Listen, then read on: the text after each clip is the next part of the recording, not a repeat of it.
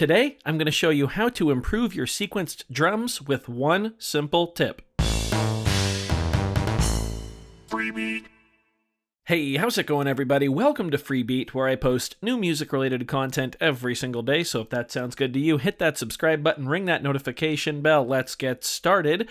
Really quick, there's been a ton of traffic outside today, not quite sure why, so I will try to edit out what I can, but, oh, there's some right there. There is probably going to be a little background noise in this video, so I do apologize for that.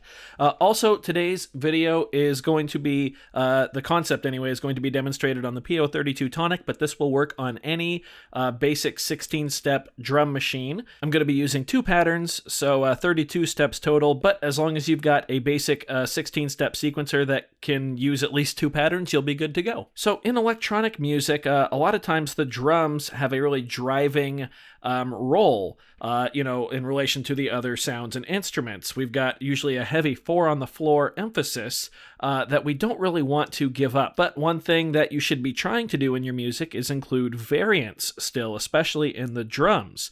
So today I'm going to show you how to change things up really easily without really losing that driving heavy downbeat feel that so many genres of electronic music are known for. So on the PO32 here, let's go ahead and get a nice kick drum. That sounds good. I'm going to go ahead and put it on beats 1, 2, 3, and 4. We all know what this sounds like.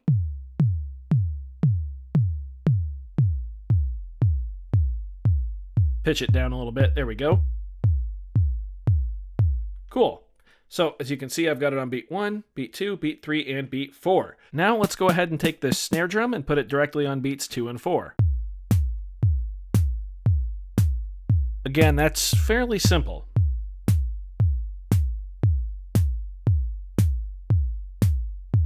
Let's go ahead now and maybe get some hi-hat. There we go. Let's go off beats on the hi-hat, so the and of each beat. So 1 and 2 and 3 and 4 and, like that.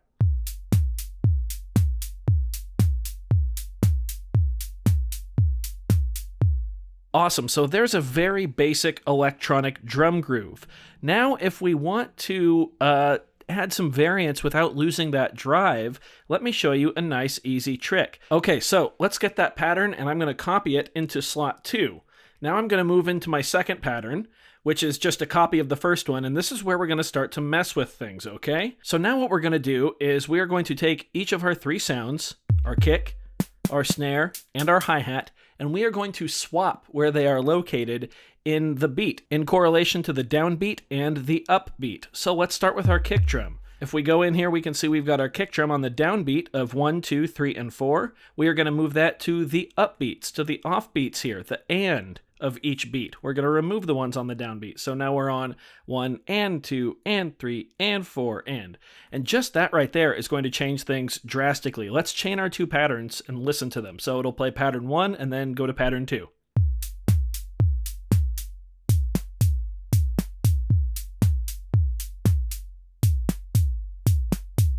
Now that's neat, but it kind of loses that quarter note pulse, that drive that I was talking about in the beginning. So let's go back to pattern 2, and now let's go to our second element of our beat here, which was our snare drum. And of course, we put our snare drum on beats 2 and 4. So now we actually have a couple options. We can either move the snare drum to the and of 2 and the and of 4, which would sound like this when we chain both of our patterns.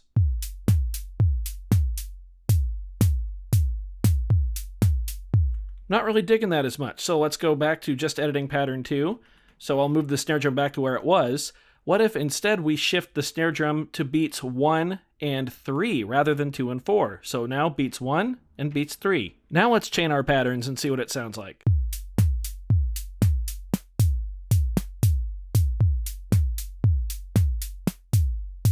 That sounds quite a bit nicer, actually. We can still kind of feel that drive, too. Still not perfect. So let's go to our hi-hat, which was the final element of our pattern. Let's go ahead and instead of putting this on the upbeats, let's go ahead and put it on the downbeats. So 1, 2, 3, and 4. Now let's chain patterns 1 and 2 to each other, and let's have a listen. Yeah, that's pretty cool. It almost kind of gives the insinuation of halftime, but very punchy about it because that snare drum is on 1 and 3 rather than 2 and 4. So yeah, that's really nice. I like that feel quite a bit. I use this trick a lot in places like this where I'm not really sure what to do, but I know I want something extra out of the drums. I'll just switch things around like that. Usually, like I first mentioned, I'll swap between the downbeat and the upbeat, but sometimes, especially with like a snare drum, I will switch between playing on the backbeats, which are 2 and 4, that's what 2 and 4 are known as, and switch them to 1 and 3.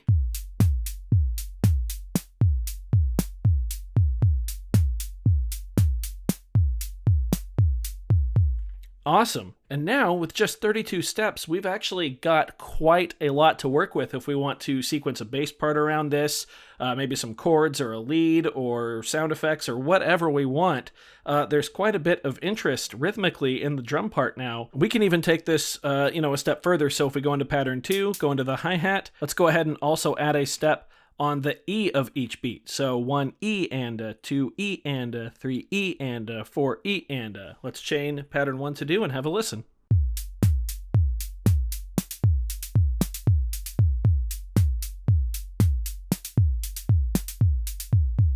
That almost makes it feel slower. It gives it a sense of like kind of pause in the middle there. So let's go back to pattern 2. We're still on our hi-hat. What if we also put a hi-hat on the of each beat? So 1 E and 2 E and 3 E and 4 E and Now let's chain these two and see how it sounds.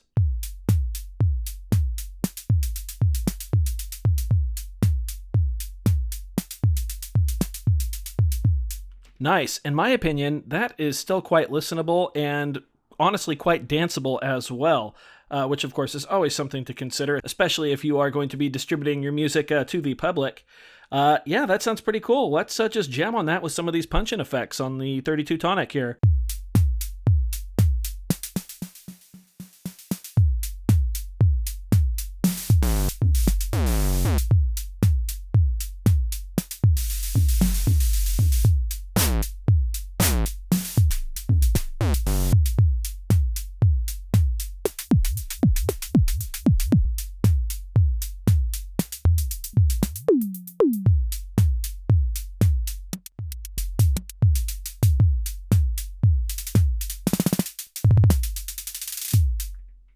Yeah, awesome. So next time you're working on a drum pattern and sequencing some drum parts, and if you find yourself lacking an idea of what to do next, just go in and swap the location of a few elements of your kit, or all of them if you want, in regards to either the downbeat, the upbeat, or moving from beats 2 and 4 on your snare, or something, along those lines, down to beats 1 and 3. And you'll be surprised at how drastically it'll affect the pattern, but not really the feel of the pattern.